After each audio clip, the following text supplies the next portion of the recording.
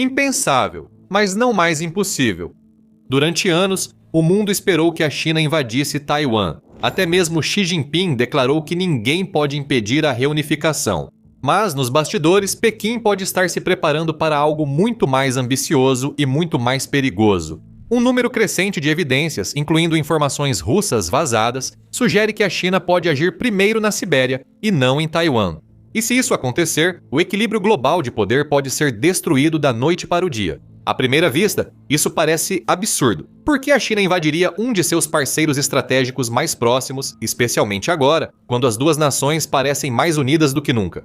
Como as sanções ocidentais impostas à Rússia cortaram efetivamente as conexões do país com grande parte da Europa e da América do Norte, o Kremlin tem olhado cada vez mais para o leste. Para manter os altos níveis de comércio e investimento, precisa sustentar sua economia de guerra vacilante. A China realmente atendeu ao chamado nos anos desde o início da invasão da Ucrânia. O gigante asiático se tornou de longe o maior comprador de combustíveis fósseis russos, investindo centenas de bilhões de dólares em petróleo, carvão e gás. No geral, os níveis de comércio entre a Rússia e a China também dispararam para recordes nos últimos anos, atingindo 245 bilhões de dólares em 2024, o que foi o dobro do valor de 2020. As exportações russas para a China giram principalmente em torno dos combustíveis fósseis e recursos naturais mencionados, enquanto as importações chinesas para Moscou incluem de tudo, desde carros e tratores até eletrônicos e bens de consumo. De muitas maneiras, é somente graças à China que a economia da Rússia ainda está viva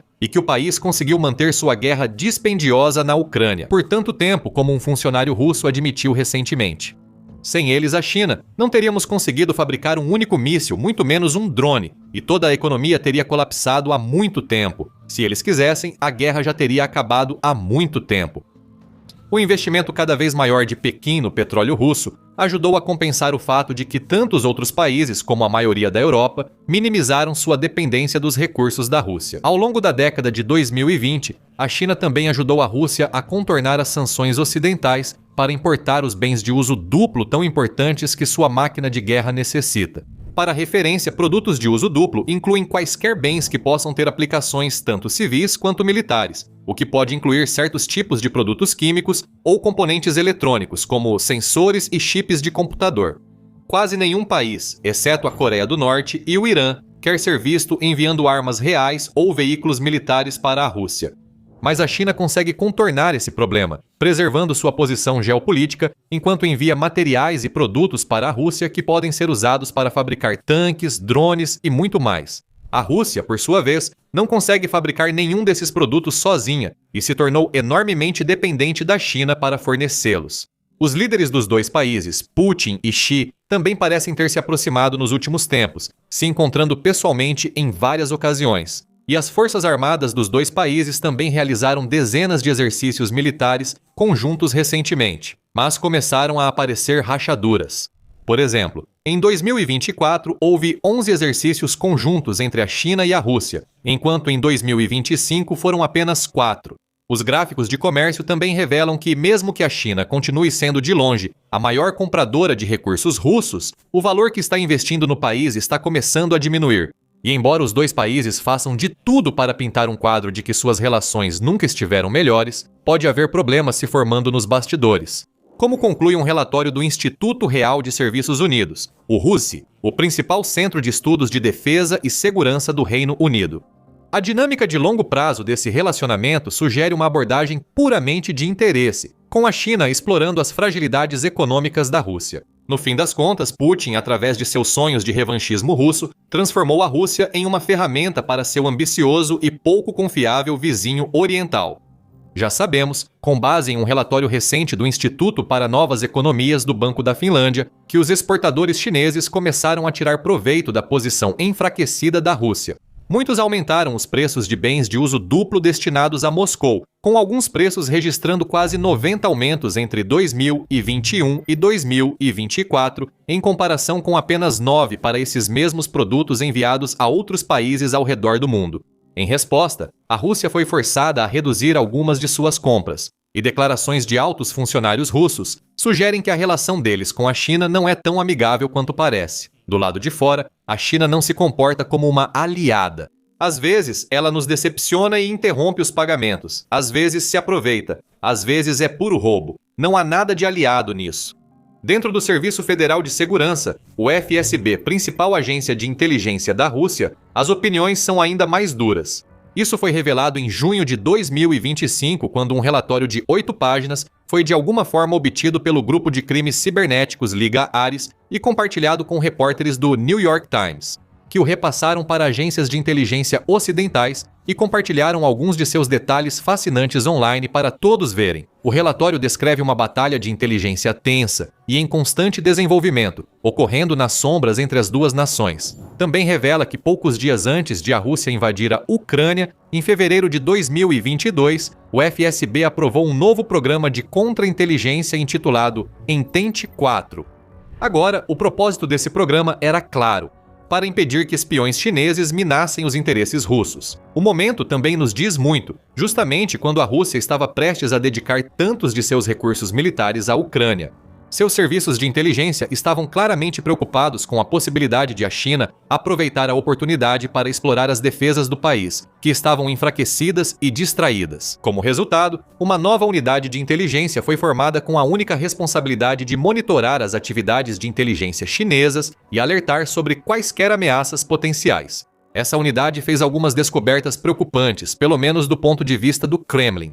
O relatório observa que a China é vista por alguns dentro do FSB como inimiga e que representa uma ameaça séria à segurança russa. Oficiais relatam que Pequim está tentando cada vez mais recrutar espiões russos para operar em seu nome e obter acesso a segredos e tecnologias militares sensíveis da Rússia, chegando ao ponto de tentar atrair cientistas russos insatisfeitos para se juntar às suas fileiras ou compartilhar informações confidenciais. Em resposta, o FSB ordenou que seus oficiais interceptem essa ameaça e impeçam a transferência de informações estratégicas importantes para os chineses. Eles realizaram reuniões presenciais com vários cidadãos russos que trabalham de perto com a China, informando-os de que Pequim estava tentando se aproveitar da Rússia e alertando-os para não compartilharem nenhuma informação importante. A agência também ordenou o acúmulo constante de informações sobre os usuários em um dos principais aplicativos de mensagens da China, o WeChat. Invadiu os telefones de alvos de espionagem e analisou dados para descobrir mais sobre as verdadeiras intenções e planos ocultos da China. Como resultado, os oficiais do FSB afirmam ter encontrado evidências de que a China está espionando ativamente as operações militares da Rússia na Ucrânia para aprimorar seu entendimento sobre armas e estratégias de guerra ocidentais. Não só isso, mas na maior revelação de todo o relatório, o FSB também expressou medo de que a China esteja preparando o terreno para reivindicar território russo. Eles também dizem que agentes chineses já estão operando na região do Ártico, usando empresas de mineração e centros de pesquisa como fachada para suas reais atividades de espionagem. A possibilidade de a China avançar sobre o território russo é um medo antigo entre os oficiais do Kremlin e nacionalistas russos. As duas nações compartilham a fronteira mais longa do mundo, que se estende por impressionantes 2.615 milhas ou 4.208 quilômetros, e a China não necessariamente concorda com a forma como essa fronteira foi traçada. Muitos nacionalistas chineses argumentam há anos que os tratados do século XIX que a Rússia usou para anexar grandes porções de terra, como a cidade portuária de Vladivostok, são injustos, com certa esperança de que um dia os mapas possam ser redesenhados e a China possa reivindicar terras que muitos sentem que lhe pertencem. De muitas maneiras, a China já lançou publicamente as bases para isso. Em 2023, publicou novos mapas que incluíam nomes históricos chineses para cidades e vilarejos dentro do território da Rússia, com o seu Ministério dos Recursos Naturais emitindo uma exigência de que todos os futuros mapas chineses envolvendo a região do Extremo Oriente da Rússia devem usar os nomes chineses, e não os russos. Vladivostok, por exemplo, é chamada de Hai-Shenwai. Outra mudança interessante nos mapas da China foi observada em uma ilha ao longo da fronteira internacional. Essa ilha, conhecida como Ilha Bolshoi Ussurийsk em russo e Ilha do Urso Negro em chinês, fica na confluência dos rios Amur e Ussuri e tem sido compartilhada entre os dois países desde o acordo de fronteira sino-russo de 2008 com a China, possuindo uma grande parte da terra e a Rússia mantendo o restante. No entanto, os mapas chineses mais recentes mostram a ilha como estando inteiramente dentro das fronteiras da China. Além de tudo isso, agricultores chineses teriam começado a comprar grandes quantidades de terra na região de fronteira da Rússia, ou Krai de Primorsky. Essa região foi cedida à Rússia pela dinastia Qing chinesa em 1860, mas desde então se tornou um assunto de interesse crescente entre os formuladores de políticas de Pequim e nacionalistas chineses. De fato, assim como Vladimir Putin gosta de afirmar que toda a Ucrânia pertence à Rússia, a liderança chinesa sente de forma semelhante em relação ao Krai de Primorsky, assim como a outros territórios do extremo leste da Sibéria. E com Xi Jinping enfatizando repetidamente a importância do que ele chama de grande rejuvenescimento da nação chinesa, certamente não está fora do campo das possibilidades que a China queira tomar esses territórios para si. Essa é uma preocupação crescente para a Rússia, especialmente agora, considerando a posição geopolítica do país. E tanto a outrora forte economia quanto a posição do país sofreram graves impactos devido às perdas na guerra, sanções e isolamento internacional. O relatório do FSB observa que acadêmicos chineses estariam supostamente já trabalhando na promoção de reivindicações territoriais contra a Rússia e reunindo evidências para apoiar essas reivindicações. Dizem que eles estão procurando vestígios de povos chineses antigos nas regiões do extremo oriente da Rússia, potencialmente para influenciar as opiniões locais e consolidar a narrativa de que a China tem reivindicações justas e legítimas sobre esses locais. Em resposta, o FSB está ordenando que seus oficiais exponham esse comportamento revanchista e combatam as tentativas chinesas de usar os próprios cientistas russos ou fundos de arquivos para apoiar suas pesquisas, com um memorando ordenando a realização de trabalho preventivo em relação aos cidadãos russos envolvidos nessas atividades. Restringir a entrada de estrangeiros em nosso país como uma medida de influência. Mas não é só no Extremo Oriente que a Rússia precisa se preocupar com a China avançando sobre seu território ou expandindo sua própria esfera de influência. Os agentes do FSB também descobriram que Pequim está trabalhando em uma nova estratégia para fortalecer sua influência e seu soft power em todas as nações da Ásia Central. Muitas dessas nações já fizeram parte da União Soviética e há muito tempo dependem da Rússia como sua principal fonte de comércio, segurança e apoio. Segundo a inteligência do FSB, a China começou essa nova abordagem no Uzbequistão.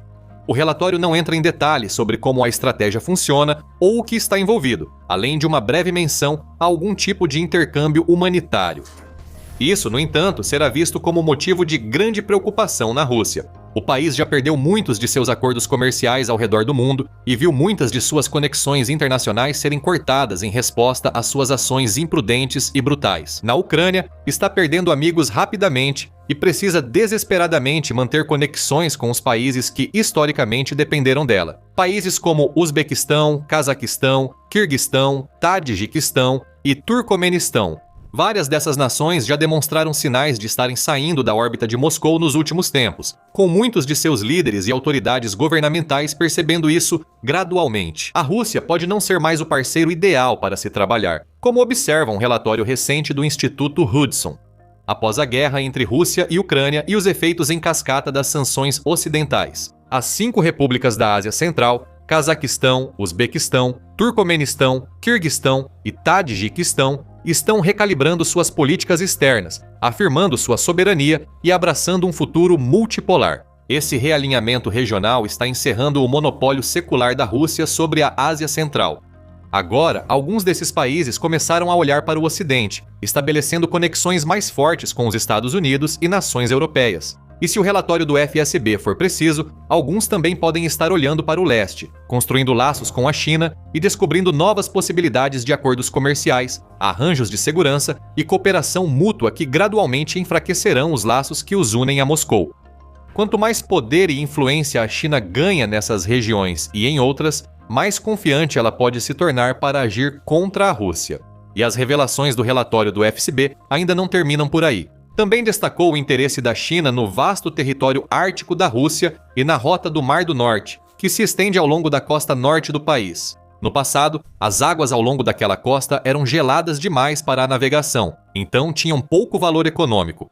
Mas, à medida que as mudanças climáticas continuam, as temperaturas sobem e as calotas polares derretem, essa parte do mundo pode em breve se tornar uma rota de navegação muito mais viável e valiosa. Isso poderia reduzir drasticamente o tempo de transporte marítimo entre a Ásia e a Europa. abrindo caminho para um comércio dramaticamente mais eficiente entre a China e dezenas de diferentes países, aumentando o tamanho e o valor tanto das suas importações quanto das suas exportações. A Rússia, no passado, exerceu um controle rigoroso sobre as atividades chinesas no Ártico, mas com o país em uma de suas posições mais frágeis de todos os tempos, pode ser o momento ideal para Pequim agir, já que as sanções ocidentais se multiplicam e se intensificam. Segundo relatos, Pequim acredita que a Rússia vai precisar da ajuda da China para manter sua infraestrutura envelhecida no Ártico.